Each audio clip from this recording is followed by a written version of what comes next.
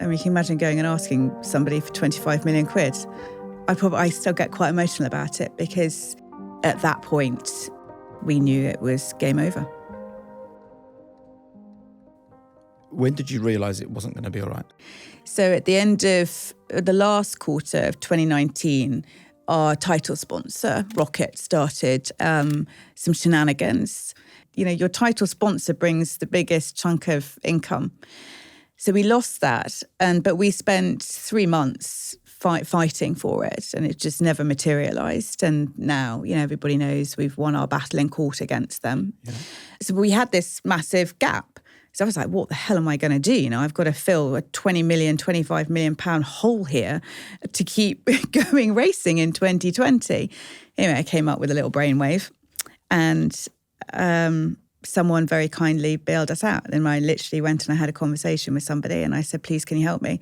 Over breakfast one morning. I mean, you can imagine going and asking somebody for 25 million quid. And they said yes. Wow.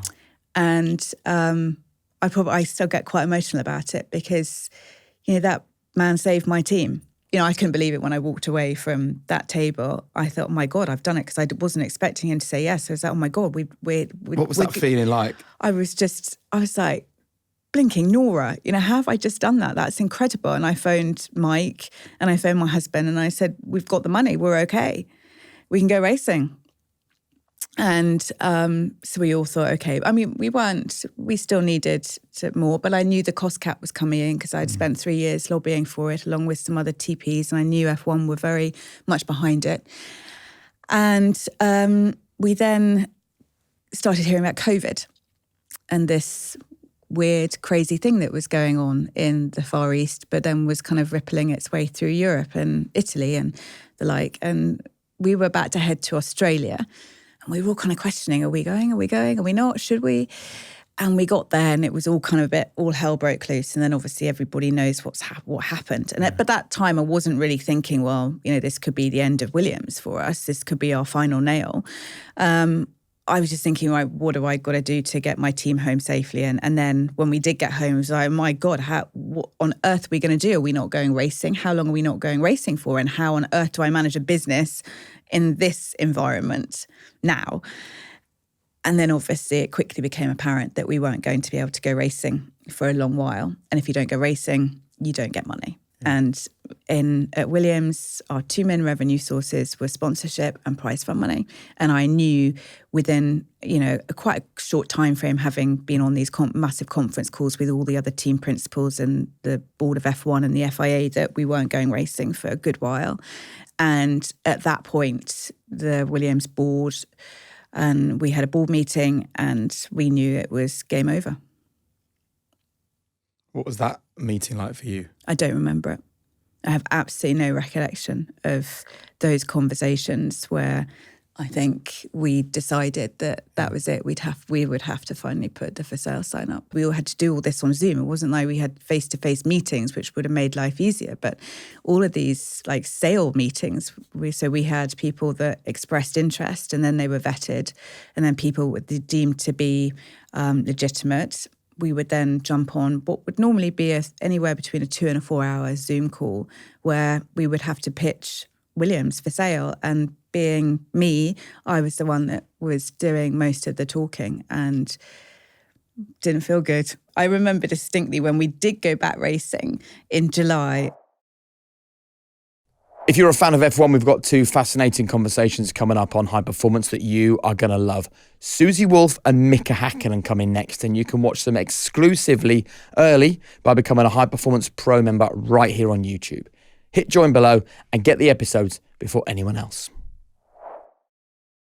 You know how much I love Formula One, and we know that you love the Formula One conversations here on High Performance. But the truth is that high performance in F1 isn't just what happens on the track. It's also about consistency. It's about identity. And you know what? Style works the same way, because the clothes that you wear, they become part of your story. They're the reason that you stand out.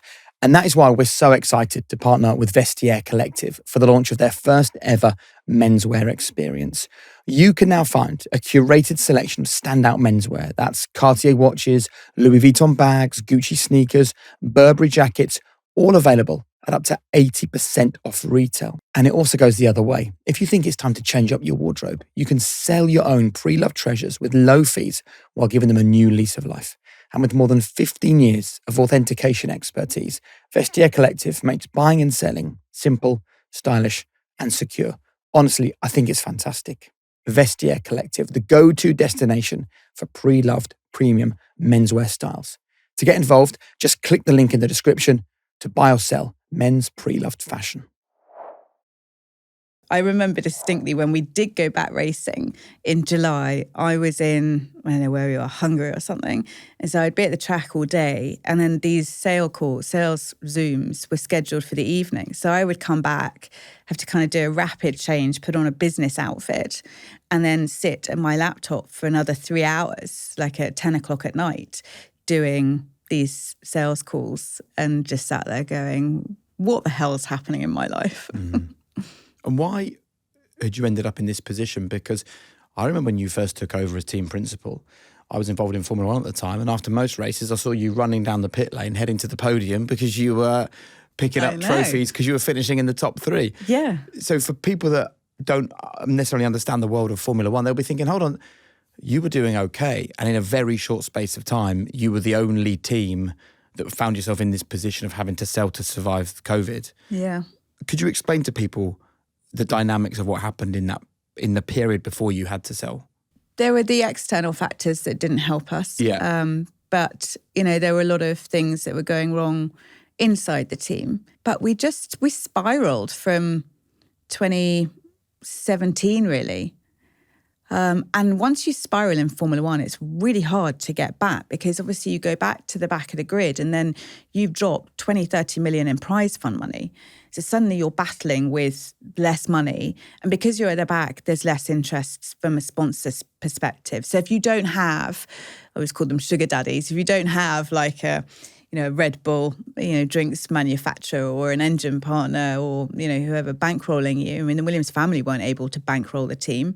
Then you're in a catch-22 of just not being able to spend your way out of the problems because you can't bring in new people. You can't make, a new front wing for every race just in the hope that it might bring you a 10th here or, a half a 10th there.